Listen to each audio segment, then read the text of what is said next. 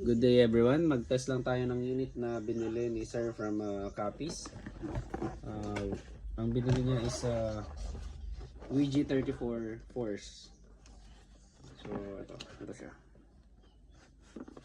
Test natin. Test muna natin yung mag. May kasama siyang thumb rest and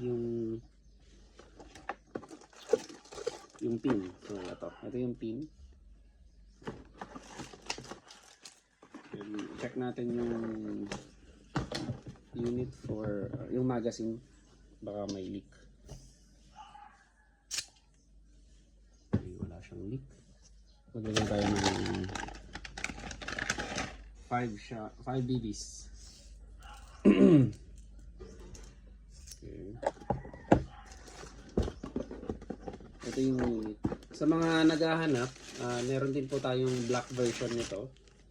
Mas mura yung black version nito. Tapos meron din tayong Gen 3 version. Mas gusto ko yung Gen 3 kasi mas